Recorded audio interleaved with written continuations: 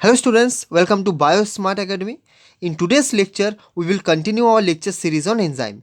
We already uploaded 3 lectures on enzyme and this will be the 4th lecture of our enzyme lecture series. And in today's lecture, we will going to discuss about the transition state of an enzyme. Okay, so before start this lecture, please go through the previous 3 lectures. You will definitely get benefited. Okay, and please share and subscribe our channel, as here we continuously provided you free lectures for your CSI and NET preparation. Okay, as well as you also get benefited for other entrance exam as well, which is maybe DBT, GATE, ICMR. You get definitely benefited from all these free lectures. Okay, we also already uploaded many free lectures on immunology, cell biology. Okay, and we will continue to do so in future as well. So please subscribe, please support us. So let's start today's lecture, that is transition state of an enzyme. So the transition state of an enzyme, what does this means? Okay, so today's lecture we will going to discuss with the help of two graphs. In the first graph, as you can see here, the enzyme is not present. Okay, here we see that what happens when enzyme is not present in a chemical reaction, and in the second graph enzyme is present. So here we also see that what happens to the chemical reaction. Okay, so let's discuss this first graph first. Okay, so as you see, this is the substrate and this substrate is converted into product, and in between substrate and product there is a state is there known as transition state. Okay, so transition state, what does this transition state means? This transition state means that it is a point of highest free energy. It is a point of highest free energy. As you can see here, the free energy is increases and this is the highest free energy, because when the transition state is formed, this is the point of highest free energy, and after that the free energy is basically decreasing. Okay, as you can see, so this is a point of highest free energy in which reactions, or you can say in which the reactant, or you can say in which the substrate are partially converted into product, not fully but partially converted into product, means you can say 50% converted into product. Okay, so transition state is that state in which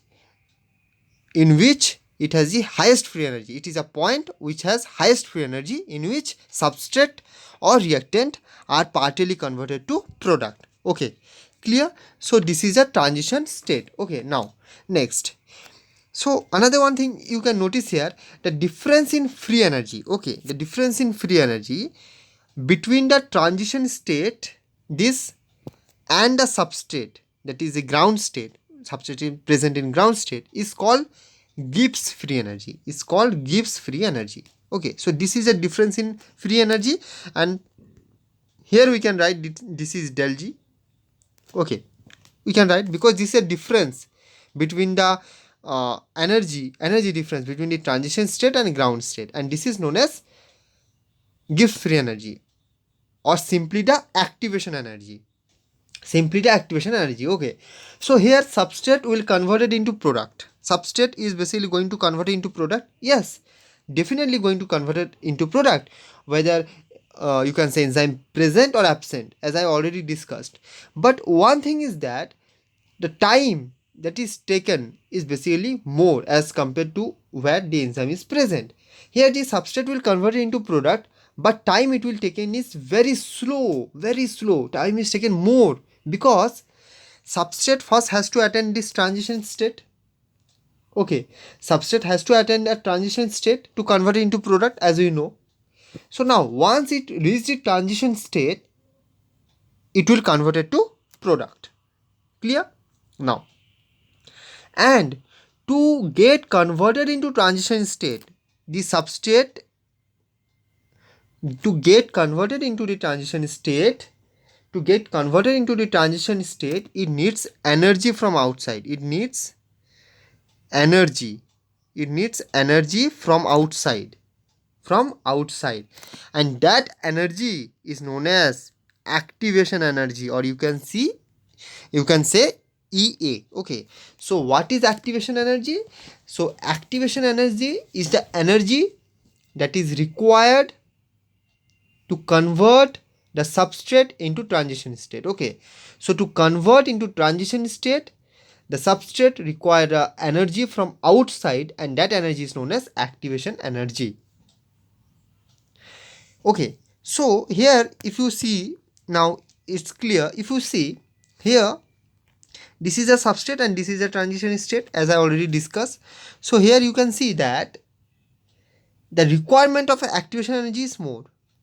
I can represent, I basically denote the symbol, we can EA, the symbol of activation energy. Okay, so here the requirement of activation energy is more, clear.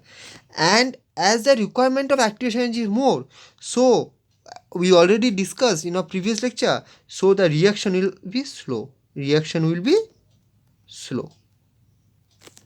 Will be slow. As we know that enzyme lowers the activation energy, but in this case, as enzyme is not present, so activation energy require more to convert the substrate into the transition state. And as the activation energy require more, so the reaction will be slow. So the reaction will be slow. So this is a concept when enzyme is not present. Okay, so you can see here, this is a transition state.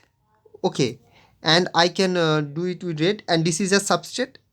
Okay, so here the energy to convert substrate into product, this much amount of energy is required, this much. Okay, clear. Now even a reaction can occur in backward direction also, we know. Okay, so now if an enzyme is involved, okay, so here the basically reaction can involve in backward direction also, that is product can also basically convert into substrate. So in this case where enzyme is not present, if you see, the energy required much more as compared to the energy that is required to convert substrate into product. Here you can see much more. So this is the concept when enzyme is not present. The activation energy require more because it need to convert substrate to transition state. As activation energy require more, reaction will become slow, and as reaction will become slow, so the energy difference become more. Okay, clear. Now look at the second graph. This is the second graph.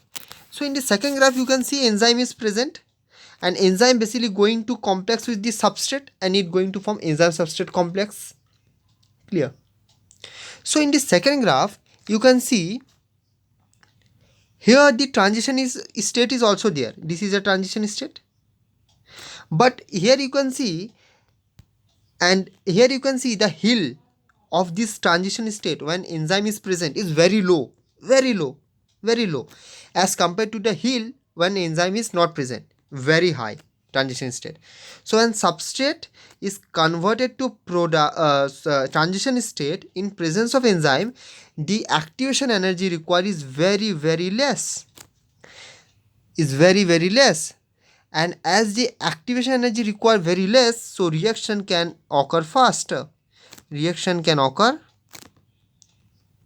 fast. But in absence of enzyme, the activation energy required more to convert substrate into transition state. So here reaction is slow. So here basically this is a transition state, and if you can analyze here, this is a del G catalyzed. This is a del G catalyzed. So you can see very less amount of energy is required. Okay, so very less amount of energy is required when basically what? When enzyme is present. So when enzyme is present, the activation energy that is required is very less, both for forward as well as for backward direction. Clear? So from this, and this is the uncatalyzed in absence of enzyme. So here you can easily determine this is in absence of enzyme, and here enzyme is absent,